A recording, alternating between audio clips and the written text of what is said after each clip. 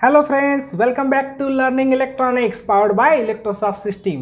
मैं हूं डॉक्टर चेतन कासा और हमने स्टार्ट किया था 11th इलेक्ट्रॉनिक्स का पहला चैप्टर जो पेपर सेकंड से बिलोंग करता है, जिसका नाम था सेमीकंडक्टर एंड डायोड्स। सो हमारा फर्स्ट लेक्चर हो चुका है और हम बेसिक कंसेप्ट को आगे लेके जाएंगे। बेसिक कंसेप्ट में अगला टॉपिक जो होता है ये होता है आपका atomic structure. Atomic structure, okay. Atomic structure के बारे में हम आज डिस्कस करेंगे।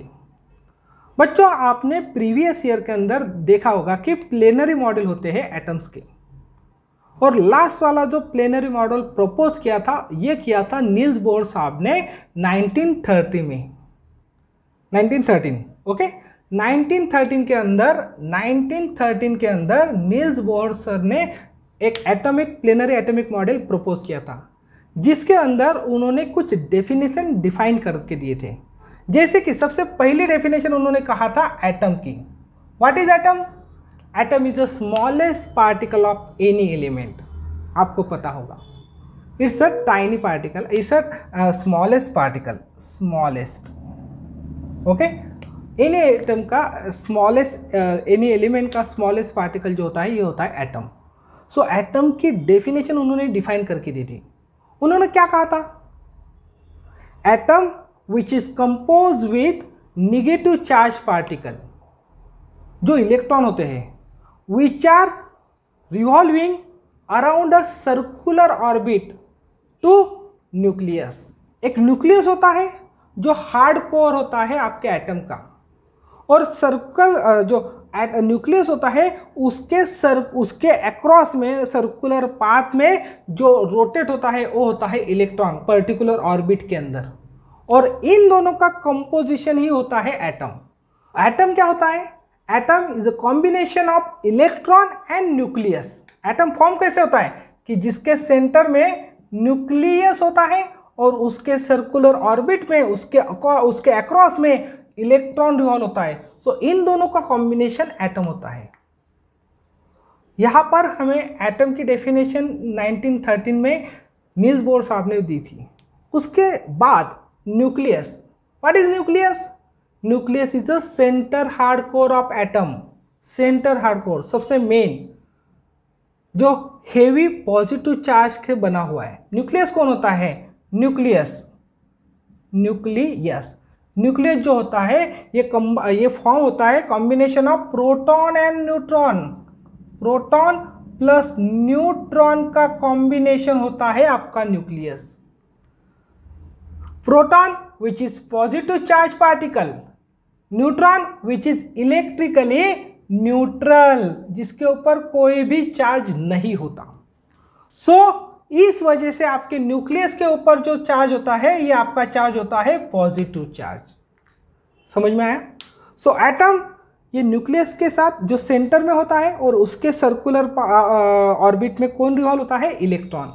सो न्यूक्लियस प्लस इलेक्ट्रॉन का कॉम्बिनेशन एटम कहलाएगा, which is a smallest thing of any element, जिसके अंदर सेंटर में कौन है? न्यूक्लियस। न्यूक्लियस क्या है? Which is a centre hard core of atom, centre having positive charge polarity. Positive क्यों? बिकॉज न्यूक्लियस फॉर्म हुआ है प्रोटॉन प्लस न्यूट्रॉन के जरिए, जिसके अंदर प्रोटॉन के ऊपर पॉजिटिव चार्ज होता है, न्यूट्रॉन के ऊपर इलेक्ट्रिकली न्यूट्रल होता है। सो प्रोटॉन का चार्ज न्यूक्लियस के ऊपर होता है पॉजिटिव चार्ज। न्यूक्लियस के बाद हम देखेंगे इलेक्ट्रॉन। इलेक्ट्रॉन जो निगेटिव चार्ज पार्टिकल है, निगेटिव चार्ज पार्टिकल, ये टाइनी पार्टिकल है। Electron is a negative charge particle. Negative charge particle होने की वजह से उसके ऊपर जो चार्ज होगा ये निगेटिव होगा, और ये निगेटिव कितना होगा? ये निगेटिव होगा 1.6 × 10⁻⁹ coulomb. Are you getting my point? कि इलेक्ट्रॉन एक टाइनी पार्टिकल है जिसके ऊपर जो चार्ज होगा ये निगेटिव चार्ज होगा, और ये नेगेटिव चार्ज की जो क्वांटिटी होगी, उसकी जो मैग्नीट्यूड होगी, ये चार्ज की क्वांटिटी होगी 1.6 × 10⁻⁹ कूलम। ओके।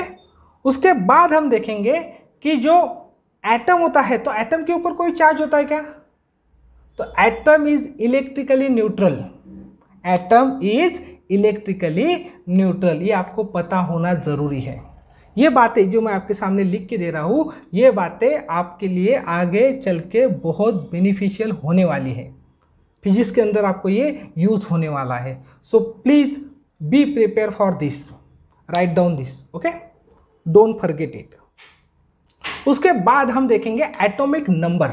अगला जो टॉपिक होगा ये होगा हमारा atomic number, okay. Atomic number किसे कहेंगे? किसी एलिमेंट जो होता है उसका एटॉमिक नंबर क्या होता है? Which is represented by capital Z और ए या जेड के साथ हम उसे डिनोट करते हैं। What is atomic number? Number of electron और number of proton present in that atomic structure of that element is called as atomic number. किसी एलिमेंट के अंदर कितने नंबर ऑफ इलेक्ट्रॉन प्रेजेंट है, किसी एलिमेंट के अंदर कितने नंबर ऑफ प्रोटॉन प्रेजेंट है, इलेक्ट्रॉन या प्रोटॉन, दोनों नहीं, दोनों का कॉम्बिनेशन नहीं, या तो इलेक्ट्रॉन या तो प्रोटॉन, दोनों की क्वांटिटी सेम ही होगी।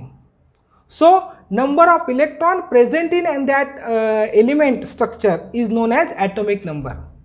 जैसे कि आपको पता है कार्बन, आपको पता है कार्बन, तो कार्बन का एटॉमिक नंबर कितना होता है? 6।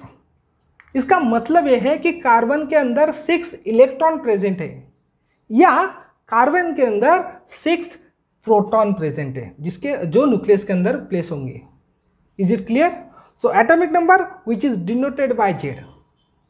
सो ये सब बातें हमें आगे चल के बेनिफिट होने वाली है, यूज होने वाली है। सो राइट डाउन। सो आपको अलग अलग एलिमेंट के अलग अलग एटॉमिक नंबर पता होना चाहिए।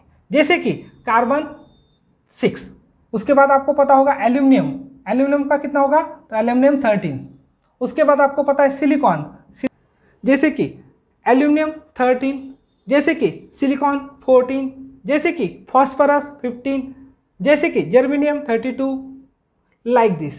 सो अलग अलग मटेरियल के अलग अलग एटॉमिक नंबर होते हैं जो शो ऑफ करते हैं कि कितने नंबर ऑफ इलेक्ट्रॉन्स उसके अंदर प्रेजेंट है। Is it okay?